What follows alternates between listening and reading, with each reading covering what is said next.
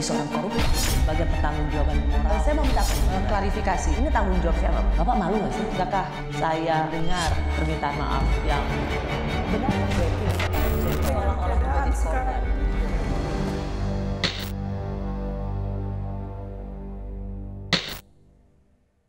Selamat malam. Indonesia pernah meraih 2 medali emas di Olimpiade. Itu terjadi 32 tahun lalu. Saat itu atlet bulu tangkis Susi Susanti dan Alan Budi Kusuma yang meraih emas. Sejarah itu berulang di Olimpiade tahun ini berkat atlet panjat tebing dan angkat besi. Saya sudah bersama atlet peraih medali emas di Olimpiade Paris 2024, yaitu yang medali emas yang pertama kita terima, atlet panjat tebing Fredrik Leonardo. Dan bersama ibunya, Ketua Umum Federasi Panjat Tebing Indonesia, Mbak Yeni Wahid. Wah, berdua ini adalah semua serba yang pertama. Fredrik pertama yang ke Olimpiade dan mendapat emas yang pertama. Mbak Yeni juga sebagai Ketua Federasi Panjat Tebing Indonesia yang pertama kali membawa panjat tebing ke Olimpiade dan langsung dapat emas. Alhamdulillah. Wow. Rezeki anak solehah katanya. Selamat ya. Terima kasih. Tadi selamat sekali lagi. Rasanya bangsa Indonesia hanya mampu mengucapkan terima kasih. Ya, Terima kasih, terima kasih. Terima kasih juga untuk Mbak Yeni. Sebelum saya nanya lebih panjang tentang pasti nggak ada yang instan dalam perjalanan hidup seorang juara. Saya mau kasih lihat dulu suasana di ruang redaksi waktu Fredrik akhirnya bisa membuat lagu Indonesia Raya berkumandang. Ini suasana di redaksi waktu itu karena kita breaking news bersama Mbak Yeni. Kita lihat sama-sama. Sama-sama nyanyi. Ladies and gentlemen, if you can, please stand for the anthem of Indonesia. Baik, kita akan dengarkan kumandang Indonesia Raya di venue Olimpiade Paris cabang olahraga panjat tebing. Karena tumpah darahku, di sanalah ku berdiri, jadi pandu ibuku. Indonesia kebangsaanku, bangsa dan tanah airku. Marilah kita bersatu, Indonesia bersatu. Dan semua yang di redaksi melihat Mbak Yeni nangis, ikutan nangis. Semua ikut nyanyi lagu Indonesia Raya, ikut menangis, semuanya ikut menangis. Luar biasa. Fredrik pertama kali ikut dalam Olimpiade langsung juga dapat medali emas. Gimana Fredrik menggambarkan prestasi yang orang bilang ini benar-benar jackpot? Yang pasti saya sangat bahagia dan bangga. Itu Olimpiade itu mimpi saya. Memang udah lama saya mimpi-mimpikan dan alhamdulillah ketika bertanding dan debut saya di Olimpiade dan ini juga Olimpiade pertama buat panjat tebing di nomor speed dan bisa bawa medali emas itu semua sebuah anugerah gitu. Waktu itu kan kita lihat ada tulisan Fredrik mengatakan bahwa Olimpiade Paris pasti bisa, kira-kira gitu kan? Iya. Fredrik nulis itu tahun berapa sebenarnya Fredrik nulis? Nulis itu tahun 2022, itu ketika dapat wawancara dari Olympic Channel. Tapi sebelum itu saya udah pernah nulis di tahun 2016, 2017. Waktu itu panjat tebing juga masuk di Olimpiade Tokyo 2020. Tapi hanya saja waktu itu penilaiannya masih belum speed sendiri, tapi ada kategori combine gitu. Combine, jadi belum bisa dapat medali ya. Sekarang kita belum mengirimkan atlet pada waktu itu. Ya. Dan sekarang speednya tersendiri. Sebentar, panjat tebing baru masuk ke Olimpiade itu tahun 2020 di Tokyo, masa pandemi.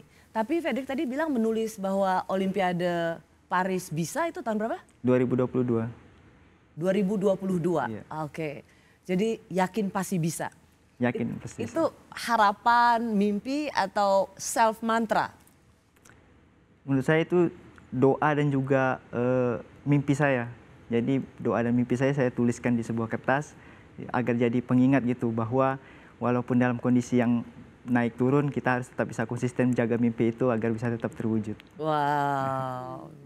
Karena aku baca koran Kompas mengulas tentang Fredrik itu dengan keluarga. Sebelumnya kan sebenarnya Fredrik nggak boleh ya ikutan panjat tebing ya? Ya lebih ke arah khawatir Ibu.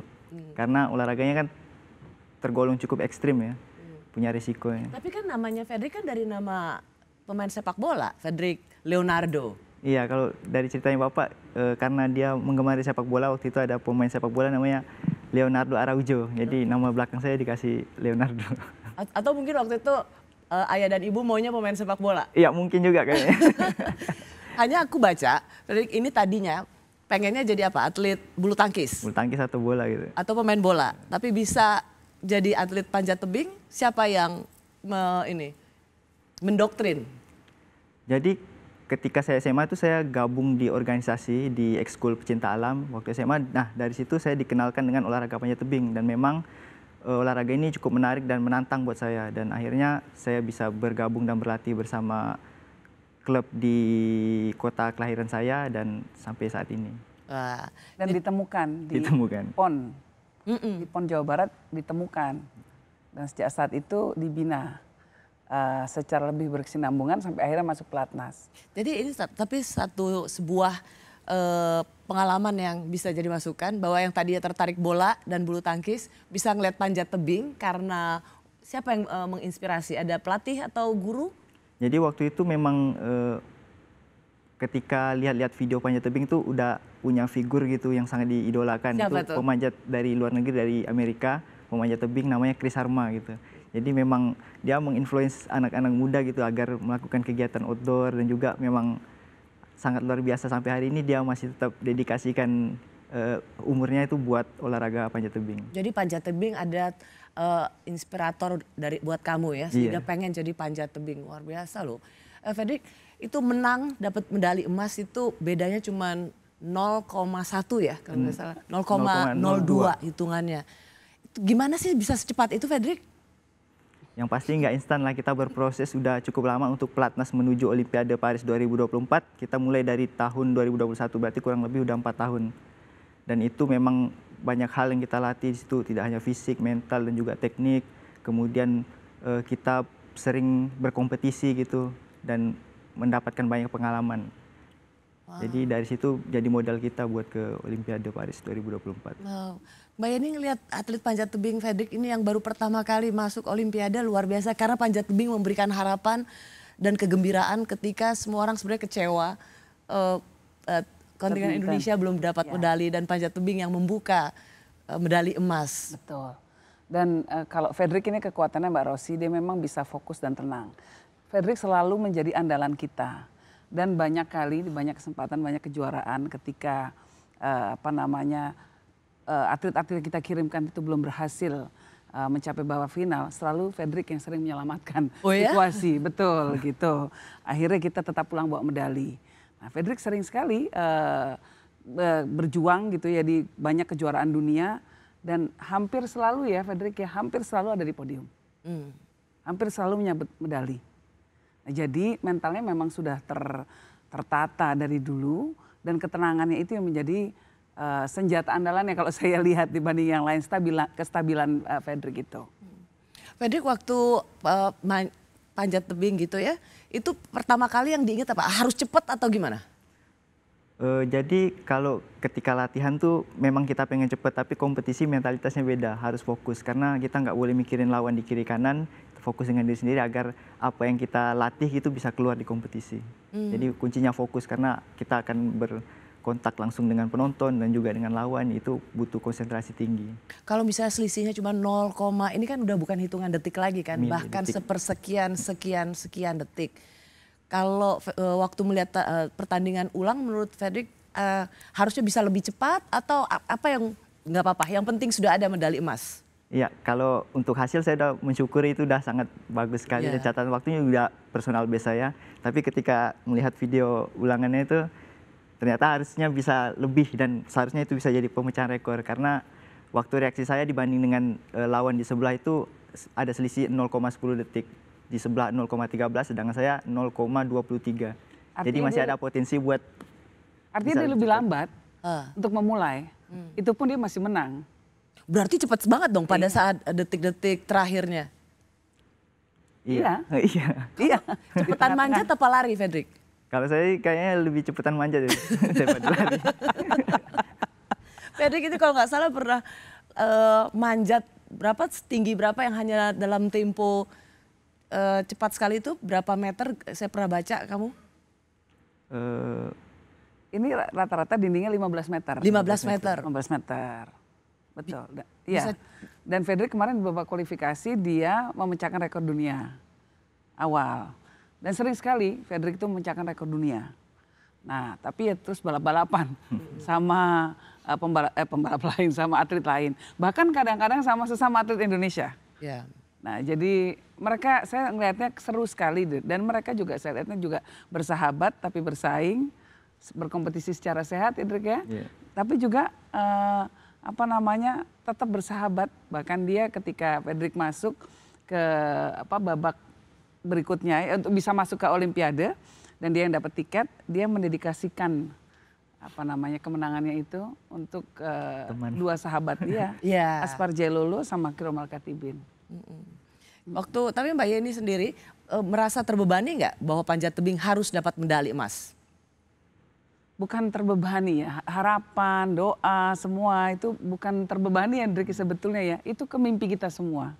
Jadi kalau mimpi itu bukan beban tapi memang ya sebuah aspirasi yang luar biasa, yang besar sekali dan kemudian didorong juga oleh kita mengerti ya bahwa masyarakat Indonesia pastinya menantikan adanya medali emas gitu. Nah, yang hebatnya sosok Fredrik itu seolah-olah bisa bertanding tanpa beban. Dia dengan penuh ketenangan itu. Itu kenapa Fredrik? Mbak Yeni selalu bilang bergurau tentang kamu, Fredrik ini adalah orang yang selalu tampangnya lempeng. Mau ngapain aja pokoknya tampangnya lempeng aja. Bisa senyum kok Mbak Yeni. Bisa banget. Apa menurutmu yang membuat kamu selalu tenang dalam berbagai kompetisi? Yang membuat saya tenang itu sebenarnya banyak doa dan dukungan gitu. Ketika akan bertanding aja waktu itu banyak masyarakat Indonesia mengharapkan panjat tebing bisa mendulang medali emas, padahal panjat tebing ini kan cabur yang baru, debut di Olimpiade. Tapi masyarakat Indonesia banyak berdoa, memberi support, termasuk keluarga juga teman-teman di pelatnas itu bisa mempercayakan kepada saya yang lolos qualified buat Olimpiade, mewakili Indonesia. Ini memang sejarah bahwa pertama kali masuk ikut dalam Olimpiade dan langsung dapat medali emas. Tuh Fredrik, sekali lagi saya tanya bahwa ini luar biasa harapan yang ada di panjat tebing dan terutama untuk atlet seperti Fredrik. Kamu melihat seperti apa perjalananmu ke depan nantinya? Dengan harapan yang luar biasa karena baru sekali muncul langsung dapat medali emas. Jadi harapan ke depannya ya bisa lebih konsisten gitu. Penampilannya bisa lebih spektakuler lagi, bisa melakukan pemanjatan lebih cepat, melakukan pecahan rekor. Kemudian ada event yang besar juga nanti di Los Angeles 2028 dan itu salah satu target panjat tebing Indonesia untuk bisa bawa medali emas dan juga minimal ya menjaga konsistensi lah penampilan.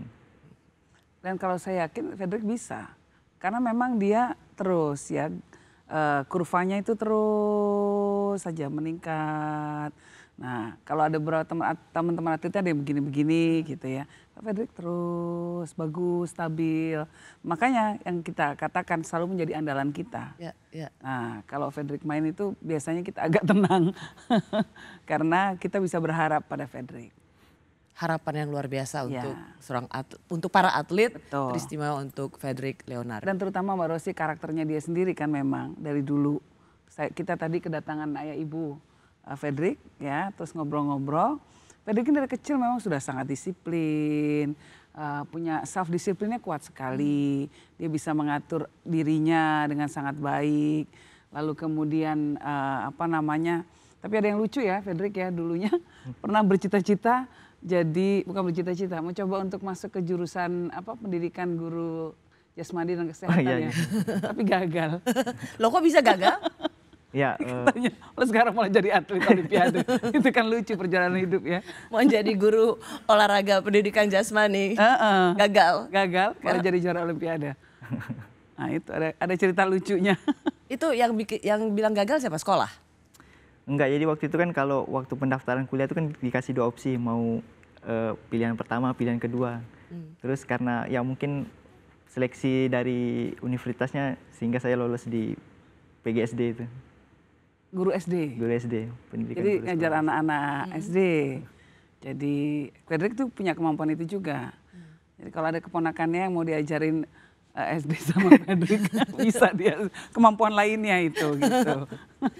Ini adalah dari sejak kecil seorang Fredrik adalah seorang anak yang dari dulu sudah ingin menjadi atlet panjat tebing, betul ya? Meskipun orang tua nggak setuju. Dan apapun dilakukan oleh seorang Fredrik sampai bikin sendiri alat Ya, supaya bisa belajar manjat sendiri sampai segitunya. Jadi umur berapa seorang anak itu punya clear vision, punya tahu apa yang dia mau jadi atlet panjat tebing. Itu umur berapa, Fredrik? Itu berbeda-beda ya tiap individu, tapi kalau untuk saya secara pribadi mungkin di usia 8 tahun udah punya pandangan seperti itu karena 8 tahun? 8 tahun, karena memang udah banyak model di luar negeri yang jadi percontohan lah gitu. Bisa menjadi atlet yang berprestasi di usia muda. Wow, anak 8 tahun udah cari atlet luar negeri. Nonton apa kamu waktu kecil 8 tahun? Saya sih sering lihat-lihat itu atlet-atlet yang semua cabang olahraga. 8 tahun? Memang dia suka olahraga, sangat minat olahraga ya dulu Fredrik ya. Jadi memang kemudian ya fokusnya jadi banyak mencari referensi tentang olahraga. Jadi di akhirnya luar ketemu sana. panjat tebing. Wow, dari Ternyata kecil. talentanya di panjat tebing itu. Jadi ada mimpi, ada keinginan. Talenta itu kemudian tanpa kedisiplinan nggak mungkin Fredrik meraih mimpinya seperti ini. Dan diasah dengan latihan yang keras, penuh disiplin, fokus. Lalu kemudian difasilitasi dengan pertandingan-pertandingan di luar negeri. Jadilah seorang juara. Selamat ya sekali lagi. Terima kasih Mbak Rosi. Lagu Indonesia Raya berkumandang saat atlet panjat tebing Fredrik meraih emas dan dalam tempo 12 jam kemudian atlet angkat besi Rizky Juniansah juga membuat lagu kebangsaan Indonesia terdengar lagi di Olimpiade di Paris. Saya masih bersama atlet peraih medali emas di Olimpiade Paris, atlet panjat tebing Fredrik Leonardo dan Ketua Umum Federasi Panjat Tebing Indonesia Mbak Yeni Wahid. Fredrik menang dapat medali emas, waktunya itu 4,74 betul ya?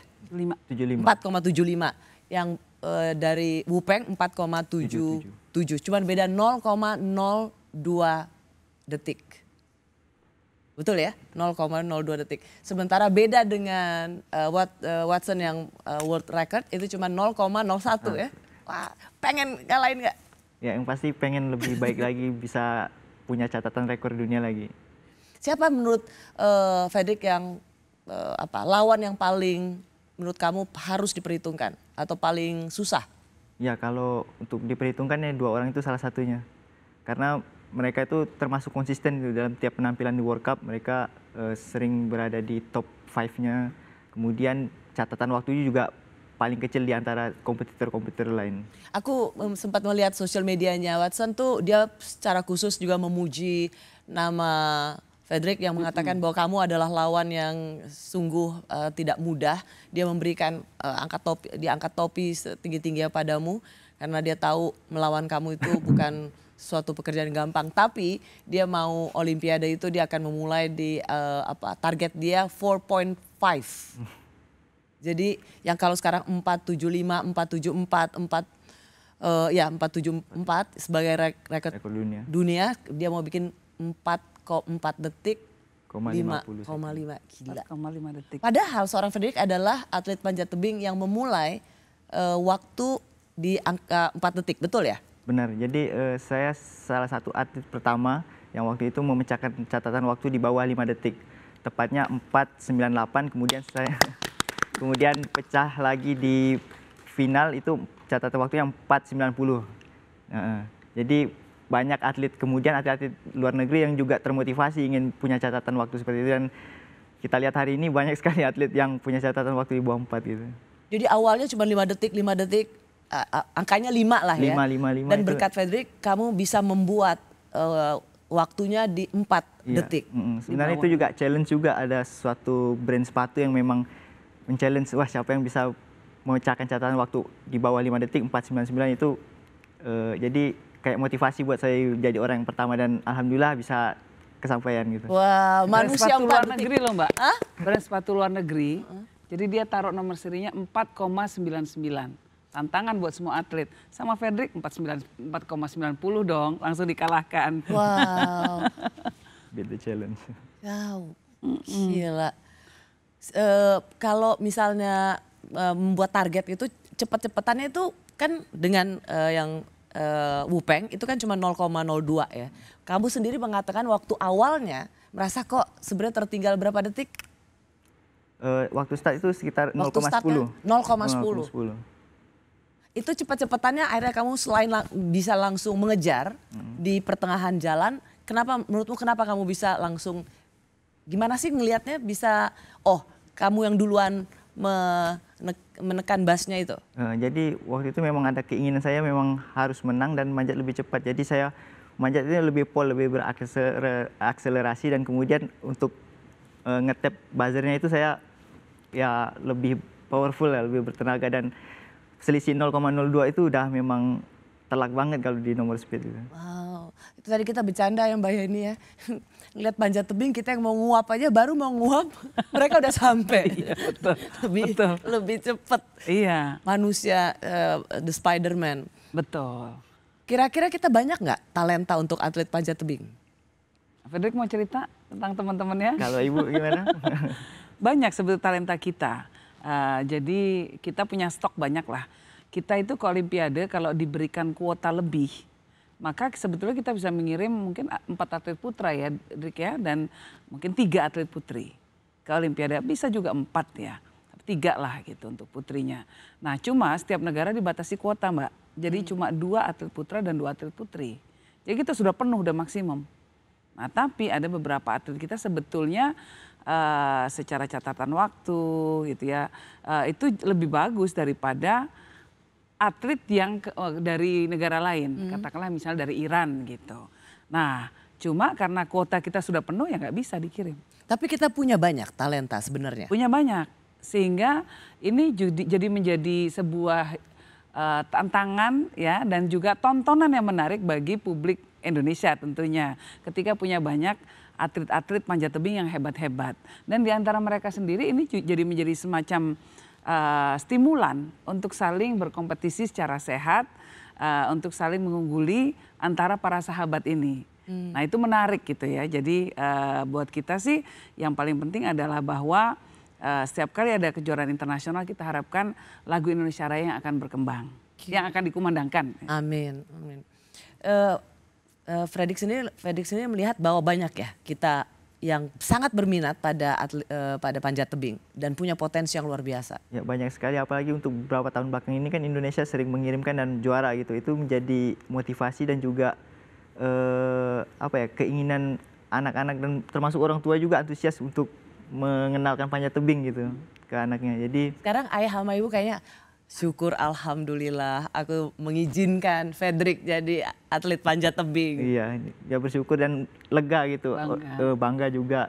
Karena waktu sebelum Olimpiade mereka itu kayak gelisah juga awalnya. Pastinya, pasti apalagi Gelisah orang tuanya. Kenapa gelisah? Ya karena kan pengen hasil yang terbaik gitu, jangan sampai hasilnya tidak memuaskan atau mengecewakan, juga jadi ketakutan, salah satu ketakutan mereka gitu. Saya dengar wawancara di Kompas TV, ibu bilang biasanya suka khawatir kan Fredrik, aduh kenapa sih harus atlet panjat tebing. Tapi Fredrik selalu bilang tenang saja ibu, saya pasti bisa, saya pasti menang. Jadi Fredrik yang terus memberikan keyakinan pada orang tua bahwa Fredrik akan membuktikan bahwa pilihan Fredrik sejak umur 8 tahun tidak pernah salah. Ya seperti itu, jadi coba meyakinkan orang tua dengan hasil ya, dengan prestasi, dan itu terbukti hari ini. Dan mereka juga senang dan bahagia gitu. Cuman kita perlu kasih tahu banyak orang yang ingin sekali punya prestasi. Jangan sampai ketika mendengar bahwa Fredrik ini dan juga nanti kita sedang menanti kedatangannya Rizky, kan baru pertama ke Olimpiade dan langsung dapat emas. Jangan sampai salah berpikir bahwa ini instan. Ya kan, wah enak bahwa baru sekali datang dan langsung dapat emas. Itu yang Rizky dan juga Fredrik yang harus bisa menceritakan bahwa ini semua konsistensi dari kedisiplinan, komitmen pada keinginan untuk menjadi atlet, latihan, kan nggak instan ya, Fredrik. Dari 8 tahun kamu sudah menginginkan menjadi atlet panjat tebing dan kamu melakoninya dengan setia pada proses. Ya, jadi itu memang salah satu kuncinya itu konsisten dan disiplin. Nggak mudah, apalagi ketika itu saya harus meninggalkan keluarga dan pendidikan saya di Universitas Tanjung Pura waktu itu, dan itu nggak mudah, harus berproses, naik turun, menang kalah, harus latihan keras, kemudian dihantam pandemi dan juga kadang kompetisi tidak harus selalu bisa ikut bertanding karena banyak faktor, dan itu sangat berat. Tapi dengan konsisten dan menjaga mimpi tersebut, alhamdulillah mimpi saya yang saya idam-idamkan bisa tercapai. Medali emas Olimpiade. Ya, bukan cuma sekedar Olimpian, tapi gold medalist Olimpian. Nah, kalau Olimpian kan banyak ya, tapi yang gold medalist ya cuma satu. Iya. Iya. Ini benar-benar sejarah yang sangat membanggakan bahwa panjat tebing bisa memberikan medali emas untuk Indonesia. Dan menyelamatkan muka Indonesia. Menyelamatkan muka Indonesia. Betul Mbak Rosi. Buat kita kan kelegaannya seperti itu. Bahwa kita belum dapat medali juga sampai sudah tinggal beberapa cabang olahraga yang akan dipertandingkan belum dapat medali emas. Ya. Padahal ya masyarakat menginginkan kalau bisa membawa medali emas. Ada aspirasi besar seperti itu. Itu yang tadi aku tanyakan Mbak ini. Karena ketika ada kekecewaan, wah belum ada yang mendapatkan medali emas. Kemudian apakah panjat tebing ini jadi terbebani karena jangan sampai publik semakin kecewa karena nggak ada yang dapat medali emas. Ternyata panjat tebing memberikan harapan itu. Betul. Apalagi menangnya, Fredrik ini menang lawan 2 negara adik kuasa loh. Jadi waktu bendera Indonesia dikibarkan di bawahnya bendera Cina dan Amerika, itu kan luar biasa sekali. Itu kan simbol bahwa anak-anak Indonesia itu hebat-hebat. Bahwa kita punya sumber daya manusia yang sangat mumpuni. Dan kalau mereka difasilitasi, dibina, diberikan ruang untuk berkembang, ya, maka mereka bisa mencapai prestasi setinggi-tingginya. Itu kan pelajaran yang dicapai. Nggak kalah sama anak-anak dari negara maju. Itu sih kira-kira. Berkat Fredrik, maka bendera Indonesia bisa lebih tinggi daripada bendera Amerika dan Cina. Amerika dan Cina. Betul. Rasanya gimana sih, kita aja pada nangis, Fredrik? Ya, saya bangga waktu itu, memang ya ini sesuatu yang saya idam-idamkan dan terwujud gitu. Awalnya memang terdengar mustahil gitu buat orang, ya beberapa tahun belakangan panjat tebing juga masih nomor baru dan juga peminatnya masih kurang, tapi di sini saya bisa membuktikan bahwa kita juga punya kemampuan dan kita bisa gitu kalau kita ingin.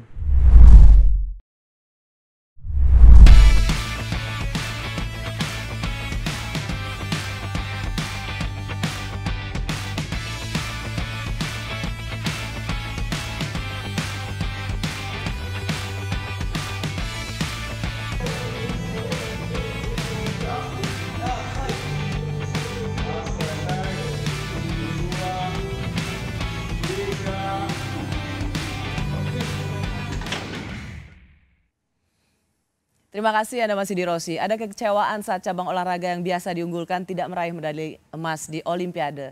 Tapi selalu ada kabar baik untuk Indonesia. Kontingen Indonesia bisa pulang dengan 2 medali emas berkat atlet angkat besi dan atlet panjat tebing. Saya masih bersama pembawa emas Olimpiade Paris 2024, Fredrik Leonardo. Ada juga Ketua Umum Federasi Panjat Tebing Indonesia, Yeni Wahid. Dan kita masih menunggu kehadiran dari Rizky yang masih di jalan kena macet.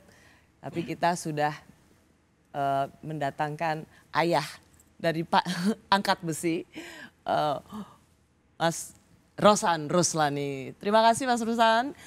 Terima kasih. Selamat ya, selamat.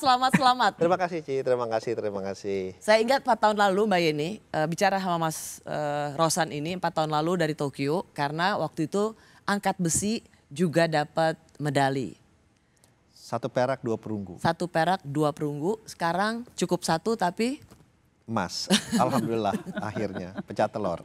Pecah telur, akhirnya angkat besi bisa dapat medali emas.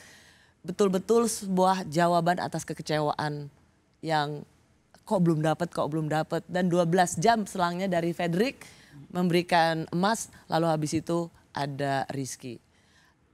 Waktu itu gimana akhirnya pecah telur Mas Rosan?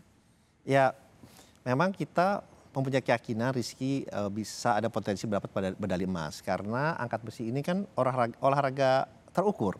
Jadi kita bisa melihat siapa lawan-lawan beratnya, bagaimana strategi pada saat nanti di pertandingan.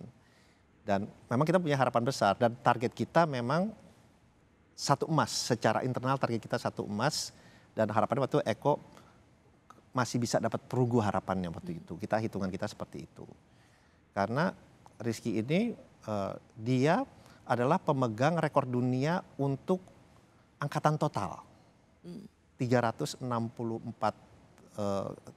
kg untuk angkatan total di kelas 73 kg yang dia pecahkan pada saat di Phuket di babak kualifikasi terakhir Olimpiade.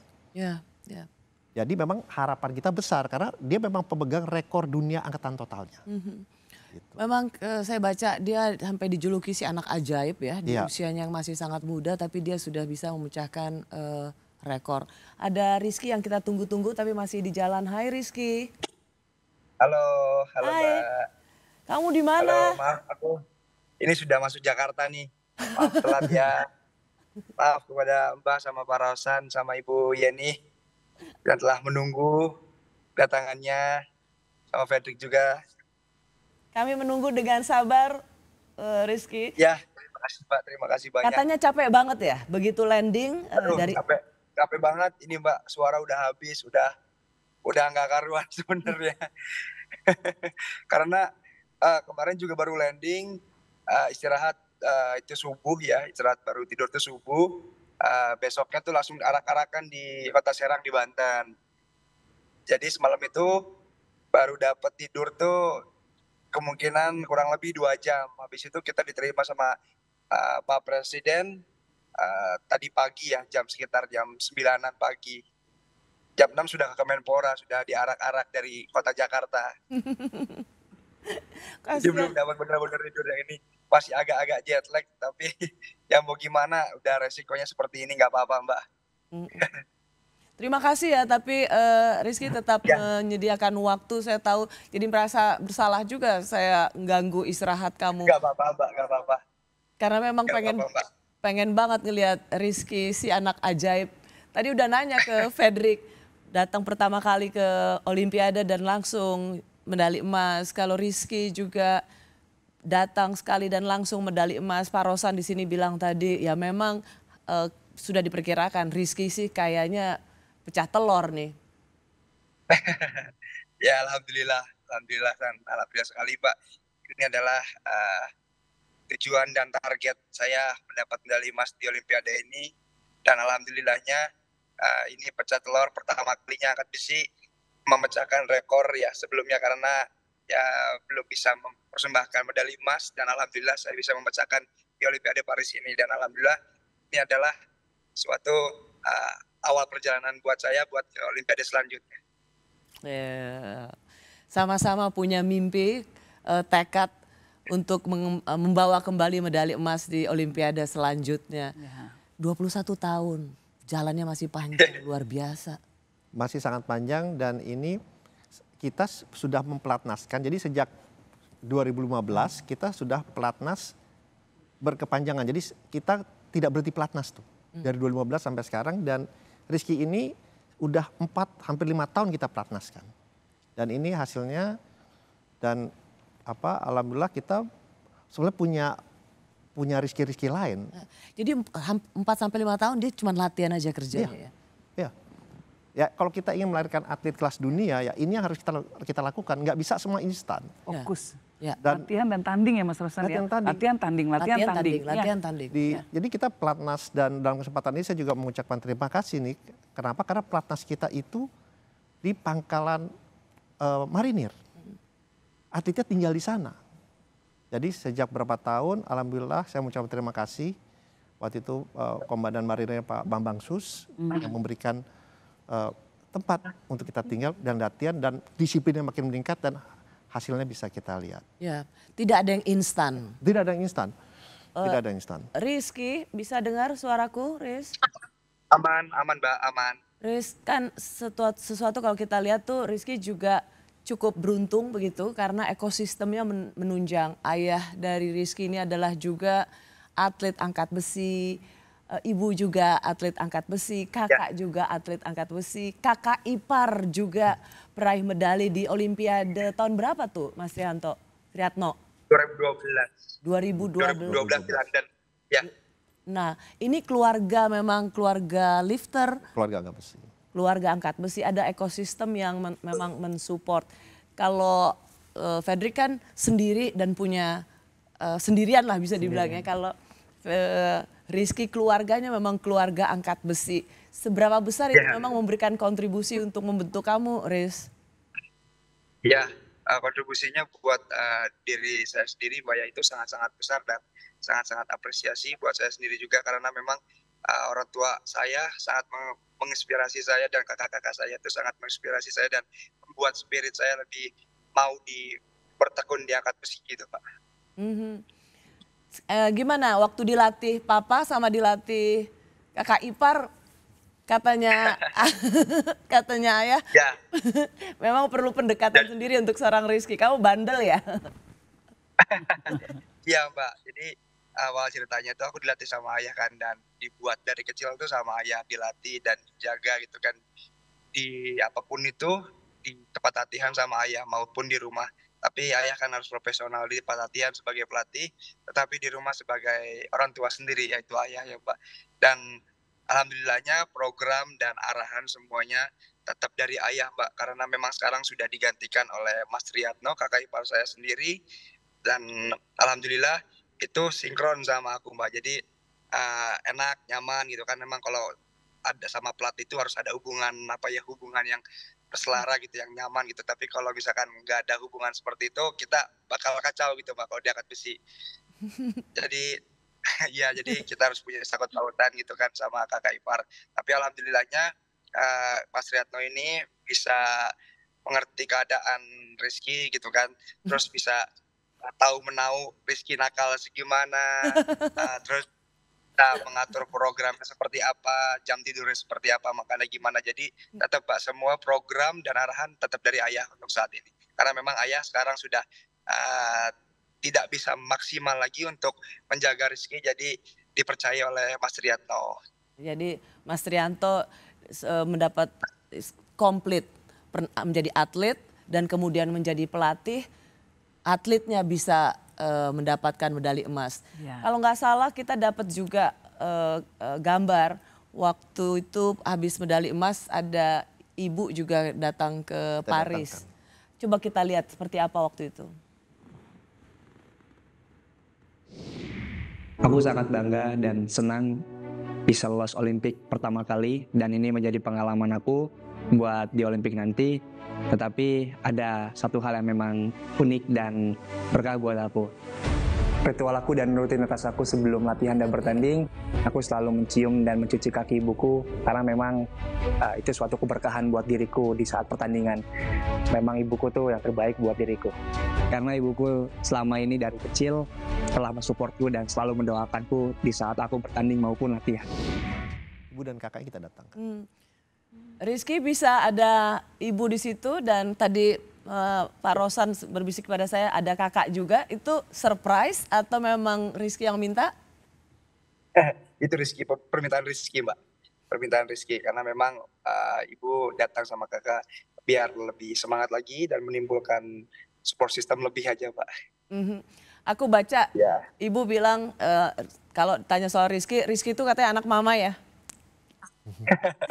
Ya, bisa dikatakan seperti itu, Mbak. Jadi kalau ada mama tuh kadang suka masih manja-manja gitu, Mbak. Sama tos, saya juga biar umur segini masih anak mama. Waktu itu memang demi Rizky supaya moodnya terjaga, Mas Rosan mendatangkan ibu dan kakaknya Rizky. Ya itu keinginan dari Rizky, dan kemudian kita bicara dengan CDM, Mas Ani, dengan NOC Okto juga, dan mereka support untuk mendatangkan. Jadi ya kita datangkan, dan biasa kan itu semua kan teman-teman bilang, bro kita datangin ini peluang emas tambah gede. Saya bilang, udah datengin aja pokoknya tambah semua gede. Oke, didatengin. Pas datang dapat emas, mereka bilang oh iya bener ya, ya bener dapat emas. Berkat kedatangan ibu dan kakaknya Rizky ya. Iya, plus makan kambing. Kok? Jadi Rizky ini ritualnya dia sebelum bertanding makan kambing. Hah? Jadi Rizky? sehari sebelumnya kita carilah kambing. Habis untuk dia makan siang sebelum bertanding. Walaupun dokternya garuk-garuk kepala juga. Ya kita cariin kambing dan enak kan Rizky kambingnya? Mantap Pak, enak sekali Pak, itu enak sekali Pak. Dan alhamdulillah itu sangat mengisi power untuk saat bertanding Pak. Oh jadi kalau Rizky punya ritual makan kambing sebelum tanding. Iya. Fredrik? Kalau saya harus nasi sama sambal gitu. Harus ketemu, kalau nggak ketemu ada yang kurang ya. Garuk-garuk kepala semua itu. Iya ini. Itu. Nasi, harus nasi. Iya, tapi kalau sebelum pertandingan kayak 15 menit sebelumnya saya konsumsi coklat gitu. Untuk apa? Mood booster. Buat gula sugar rush lah gitu istilahnya. Coklat beli dari sana? Beli dari Indonesia. Harus dari Indonesia, coklat itu? Karena coklat paling enak menurut saya dari Indonesia. Coklat paling enak dari Indonesia. Kita juga penghasil biji coklat kan Indonesia, jadi sudah pas. Iya. Itu kalau bawa Rizky jadi harus selalu cari kambing ya? Jadi terbukti setiap ada makan kambing, istilahnya ritualnya. Jadi bukan arti kata sebelum bertanding benar, tapi berapa jam sebelum bertanding dia makan dan tidak pakai nasi ya. Jadi benar-benar kalau di ini sate sama sop, emang takaran Rizky lah ya. Apa tuh? Riz kali makan bisa 30-40 tusuk sate dan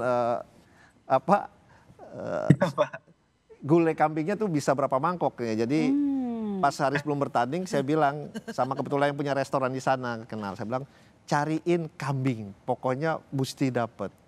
Waduh, oke Pak kita cariin, dapat.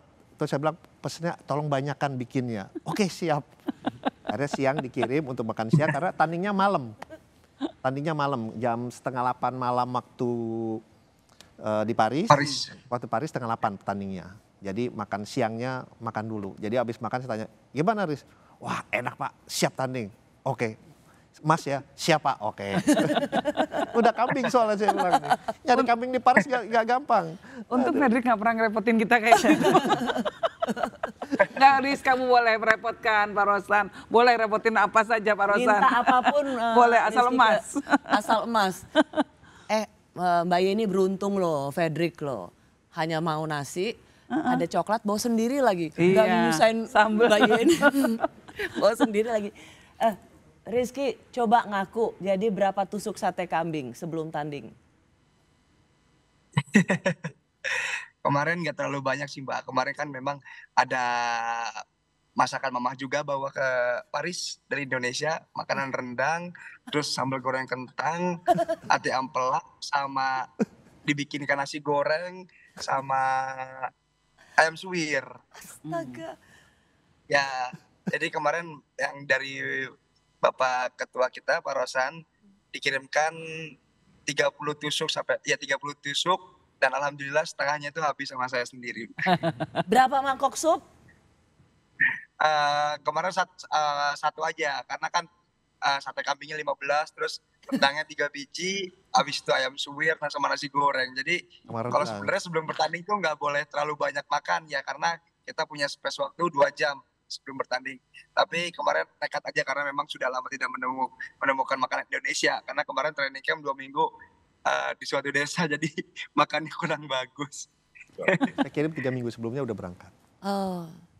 Mbak Yeni, betapa hidup ini tidak adil ya. Kenapa? Kita dengar cerita Rizky, sate kambing, sop, ayam suwir, nasi, bla bla bla. Kita lihat air aja udah. Dan itu kadar lemaknya di bawah 4% kan? 4%. Nah itu, betapa hidup ini tidak adil.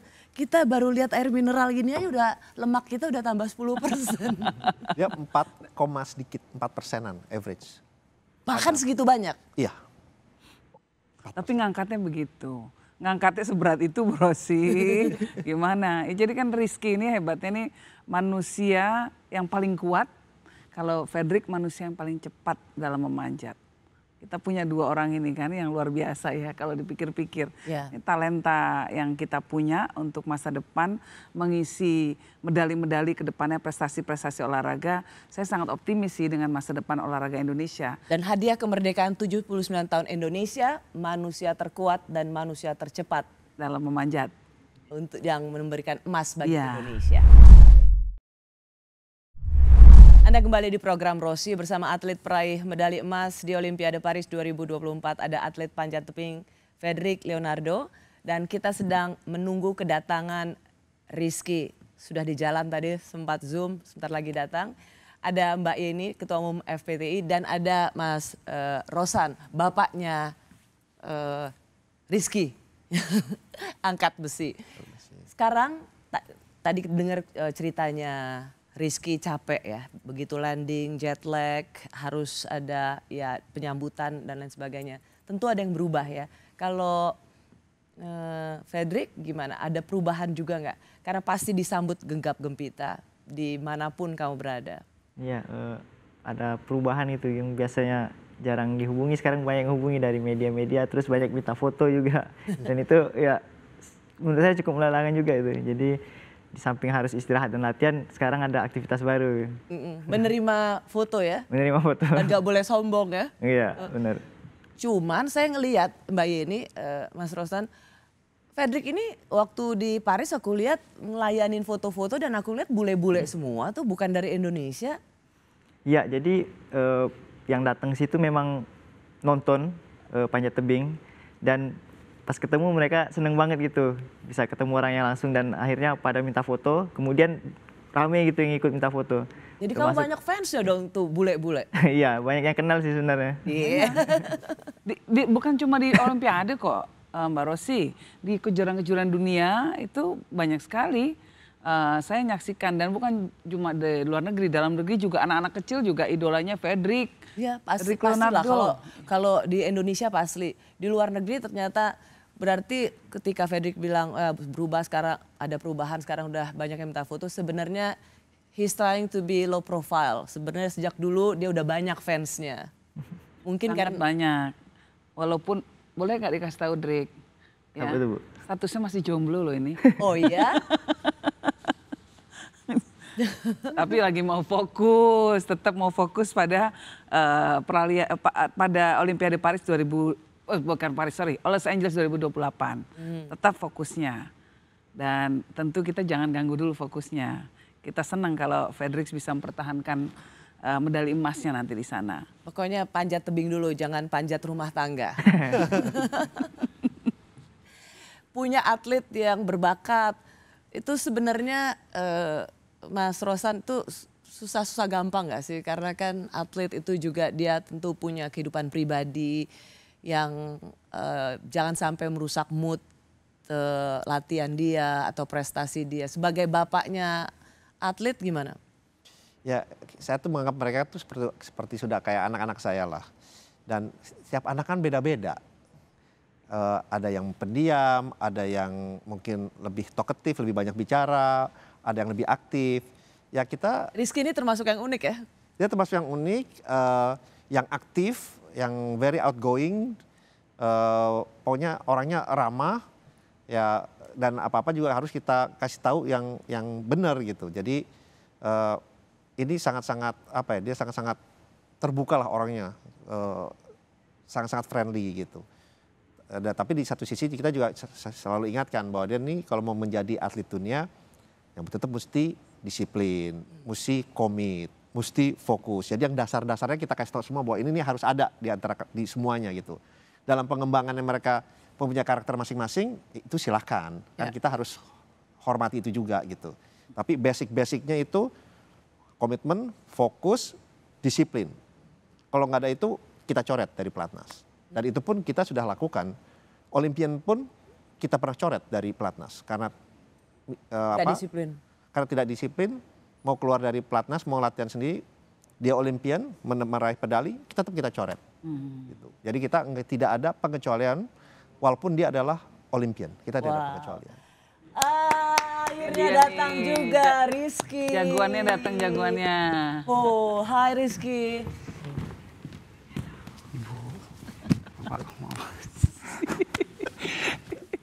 Rizky, thank you ya, udah datang. Terima kasih banyak. Aku yang merasa bersalah.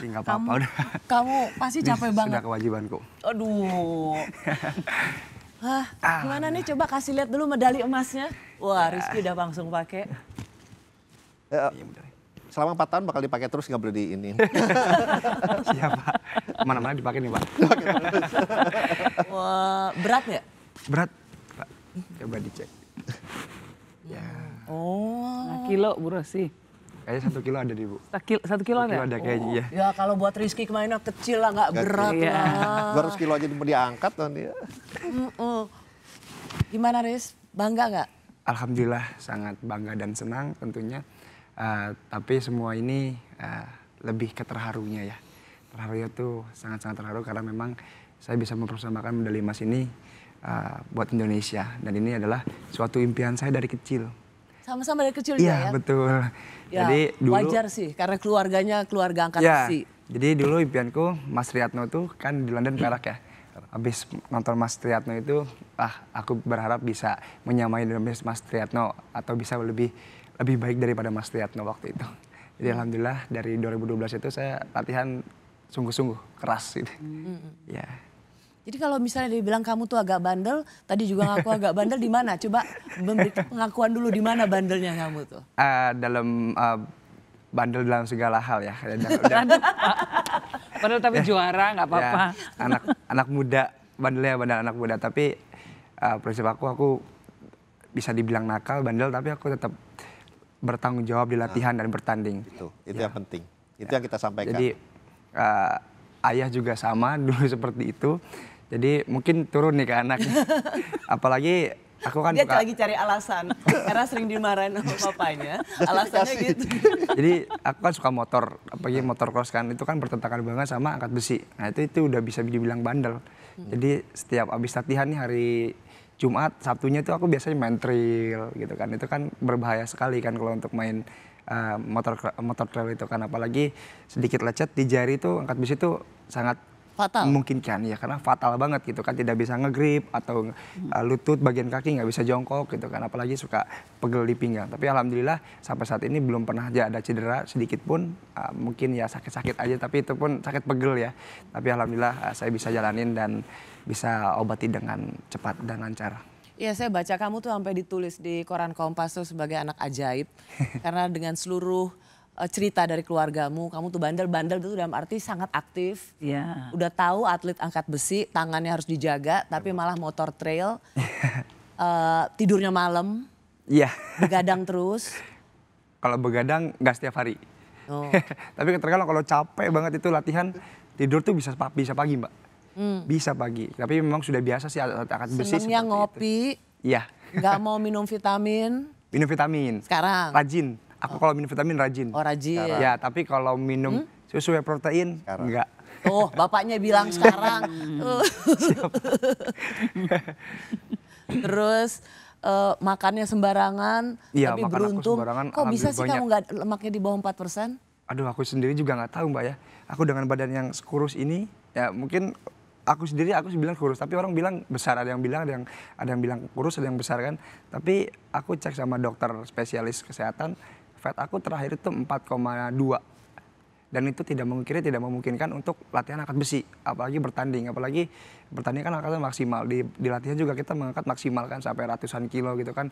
Terus pemanasan juga kan kita dari mulai 20 kilo misalkan kan sampai 190 kilo, itu kan butuh energi yang harus benar-benar matang gitu kan. Apalagi kita membutuhkan energi cadangan dan kita tuh harus butuh fat tuh di atas 10 minimalnya. Untuk lelaki itu biasanya 12 sampai 16. Ya kalau putri itu 10 sampai 15. Nah, sedangkan aku di bawah rata-rata gitu. Tapi dokter sendiri, loh kok ajaib banget ini anak kan. Bingung gitu kan. Kok bisa dengan tingkat lemak di bawah 5% tapi bisa angkat berat seperti itu? Itu sama sekali tidak kerasa sama aku Mbak. Dan gak ada pengaruhnya sama sekali. Di latihan aku tetap enjoy, tetap bisa maksimal, tetap berkeringat banyak. Kamu terbuat dari apa Rizky? Kita ngirim makanya lemak kita mau sumbang aja tadi. Ya. Tadi Pak Rosan juga sempat mengingatkan kita semua bahwa sebenarnya waktu kualifikasi Piala Dunia Rizky sempat usus buntu ya? Iya, operasi usus buntu. Operasi. Dan itu usus buntunya dibuang, bukan ditambal ataupun dioperasi di sebelah kanan, dibuang dari perut bawah. Jadi ceritanya waktu itu bulan September awal tanggal 1 aku kena sakit, dikira aku tuh sakit masuk angin biasa atau demam biasa, tipes biasa. Akhirnya aku cek ke dokter, itu usus buntu. Itu udah 3 hari aku diemin. Ya dikiranya kan cuma asam lambung atau biasa kan aku punya asam lambung. Tapi aku cek ke dokter, dibawa sama ayah waktu itu ke Siloam. Pas dicek itu di MRI itu kena usus buntu. Dan usus buntunya tuh bukan yang luka atau lecet, ini udah pecah. Jadi otomatis udah harus dibuang. Gimana tuh? Udah harus dibuang. Jadi tapi usus buntunya itu masih utuh. Masih utuh segini tapi udah pecah posisinya. Nah, itu kata dokter tuh ini nggak ada pengaruh yang dari makanan atau dari istirahat, semuanya emang nggak ada pengaruhnya sebenarnya usus buntu. Memang udah ya takdir aja lah, aku pikir takdir aja kan. Tapi alhamdulillah aku bisa lalui itu semua. Terus tanggal 4 September itu aku selesai recovery ya, istirahat dari rumah sakit, dan aku memaksakan untuk berangkat ke Arab Saudi. Ini Bapak yang memaksa dokternya untuk sama Pak Joko, memaksa untuk tanda tangan karena dibolehkan berangkat ke Arab Saudi. Karena memang waktu itu ada kejuaraan dunia Grand Prix buat qualify Olimpiade dan itu wajib diikutkan. Kalau misalkan aku tidak ikut kejuaraan itu, aku tidak bisa mengikuti Olimpiade kemarin di Paris. Gugur otomatis. Gugur otomatis. Ya, aku memaksakan ke sana itu dalam keadaan berdarah. Masih ada jahitan staples. Masih ada jahitan staples. Aku berjalan ke sana. Itu jalan kaki, nggak ada kursi roda, jalan kaki. Jadi tidak, emang waktu itu memang kita susah berinteraksi sama orang luar ya. Jadi paksa jalan kaki dan alhamdulillah sampai di Arab Saudi pukul 5 pagi. Itu tanggal 5. Dan itu aku langsung bertanding di jam 4 sore. Itu paginya tuh kita sauna dulu 3 set. Karena memang berat badan aku habis recovery operasi itu 76. Sedangkan aku main di kelas 73 kg. Dan otomatis harus kurang lebih 3 kilo kan. Aku harus sauna 3 set waktu itu. Dan puasa 2 hari habis usus buntu itu ya, habis operasi. Tapi alhamdulillah bisa terlewati semuanya gitu. Dan para presiden IWF dan pengurus-pengurus IWF itu sangat mengapresiasi aku bisa datang dalam keadaan berdarah-darah perutnya. Datang aja ya? Datang aja. Dan aku datang itu timbang badan, akhirnya masuk waktu itu 7310 karena kan kita dikasih space 7325, 7310 dan akhirnya bisa perkenalan sehai seperti ini gitu kan. Sehai kepada wasit sama penonton itu sudah dinyatakan bertanding walaupun kita tidak mengangkat di panggung. Nah, misalkan kita udah di panggung sehai terus kita udah pulang itu sudah berkatakan ada itu orang. Yang penting kamu presence. Ya, jadi dan poinmu kebetulan tinggi ya, Mas Rosan ya. Tapi waktu itu poinku sebenarnya masih kurang. Masih kurang sama seniorku kan yang memang dia tinggi banget kan. Aku kan punya vet juga nih sama seniorku. Jadi aku harus benar-benar mengejar di angka yang tinggi dan itu harus mengejar 11 kilo dan itu mustahil dalam waktu dekat. Untuk angkat besi karena kan olahraga angkat besi itu terukur apalagi di kelas yang sama 73 kg terkecuali kita naik kelas nih misalkan 73 langkahnya ke 81 kan. Nah itu mungkin memungkinkan karena power dan energinya lebih banyak lagi gitu kan. Tapi 73 kg itu kita harus menahan berat badan, menahan makan gitu kan. Tapi bagaimana bisa kita latihan inisiatif dengan biasanya gitu, normal gitu kan. Alhamdulillahnya saya pulang itu waktu itu posisi udah parah banget di berdarah nih. Terus buka sendiri kan karena nggak ada dokter waktu itu. Buka sendiri beli Hansaplast beli ya seperti Hansaplast gitu yang tahan air di Arab Saudi, maksain tanggal 6 udah pulang lagi ke Indonesia. Tanggal 6 udah pulang lagi ke Indonesia. Udah habis itu recovery kita buka jahitan sama dokter itu bukan dibuka paksa. Bukan laparoskopi. Berarti dibuka. Iya dibuka. Di belek gitu ya? Di belek Bu, kayak di sesar gitu. Cuman kita dijahitnya pakai staples. Macam besi itu, jadi 10 cm. Ada 12 biji. Nah itu udah ada bagian yang terbuka, jadi ya harus dibuka paksa Bu. Harus paksa. Harus dicabut nanti. Iya dicabut, itu pun dibius setengah aja, di bius setengah. Dan aku menyaksikan dia sambil ketawa-tawa aja sambil nahan sakit. Kan dibuka emang masih basah lukanya. Dan dokter bilang, duh ini gak bisa latihan dan bertanding selama 6 bulan. Minimalnya tuh 6 bulan. Maksimalnya sembuh-sembuhnya 1 tahun. Wah habis itu aku stres. Tapi banyak orang-orang, terutama orang tuaku dan keluargaku yang menginspirasi lagi, membangkitkan semangat lagi. Kayak Pak Rosan ini sudah sangat-sangat mensupport banget kepada aku ya. Waktu itu sangat membantu banget gitu kan dari segi apapun, dari Pak Joko juga gitu kan. menginspirasi lagi, mengasih semangat lagi, dari aku timbul semangat baru lagi waktu itu. Karena memang tujuan aku pengen ikut Olimpik, tapi waktu itu ayahku bilang, oh jangan memaksakan gitu kan. Pak Joko juga, federasi juga, jangan memaksakan lah katanya. Udah cukup nggak apa-apa, Olimpiade masih ada 2028. Waktu itu udah diketok palu ya. Masih muda begitu mungkin Iya, waktu pikirannya itu kita ya. juga bilang udah jangan paksain, masih panjang perjalanan. Tapi ada babak kualifikasi berikutnya. Iya betul Pak, waktu itu ada kualifikasi di bulan Februari di Uzbekistan, kejuaraan Asia. Nah saya itu mulai berlatih itu, berlatih kecil-kecil itu di bulan November. Itu pun baru bisa jalan normal. Sebelumnya masih bungkuk-bungkuk aja gitu kan, masih ngerasain mules, sakit. Di November pertengahan itu saya mulai jalan kaki pagi-pagi gitu kan. Terus memberanikan naik sepeda. Terus belum boleh pegang besi itu sama ayah, karena emang saya sendiri takut gitu kan. Ini luka masih basah karena itu dijahit lagi. Di bulan November akhir itu saya dijahit lagi. Dijahit lagi pakai benang 2 kali. Pakai benang itu, di benang. Nah, katanya 1 minggu kering, gunting. Saya gunting sendiri di rumah, nggak ke rumah sakit. Sampai dokternya bilang, aduh bandel sekali nih anak. Saya gunting sendiri, terus aku kirimkan fotonya nih dok. Aku udah gunting sendiri. Terus habis dari itu, beberapa hari ke depan, aku mulai latihan.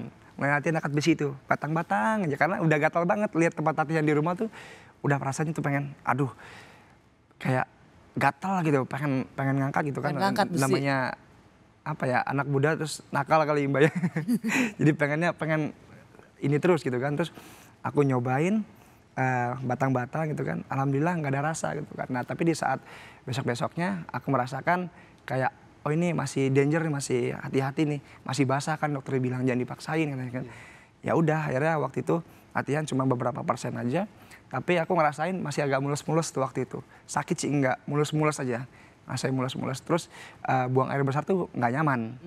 Nggak nyaman karena memang aku merasa trauma, mungkin ya trauma yang sangat besar, takut karena ini udah terbuka banget kan. Apalagi kan perut ini rongga yang sangat-sangat bahaya kan, apalagi kan ngembung, suka kurus gitu kan. Apalagi kita kalau latihan pakai sabuk. Pakai sabuk itu kan kenceng banget kan, pakai sabuk kenceng banget. Alhamdulillah waktu itu kita latihan pakai sporter ini, penyangga ininya double 2. Alhamdulillah latihan, terus ya sampai semuanya nyemangatin, kayak aku lebih semangat lagi. Alhamdulillah latihan itu dapat sekitar 2 bulanan. Desember tuh mulai bener ada program. Itu pun programnya santai banget, nggak ada target buat medali atau ngangkat segini nggak ada. Ya udah aku ikut kejuaraan, didaftarin waktu itu karena memang entry by name sudah masuk di Uzbekistan, dan alhamdulillahnya aku bisa pecah rekor junior waktu itu. 158. Itu udah usus buntu ya? Udah usus buntu. Itu latihan baru sekitar 2 bulanan, dan itu pun mungkin dibilang nggak inisiatif ya, nggak serius-serius banget gitu. Kenapa junior? Karena kalau di bawah 21 tahun itu masih dianggap junior, dan dia masih 20 tahun waktu itu. Makanya rekor dunia junior dia pegang.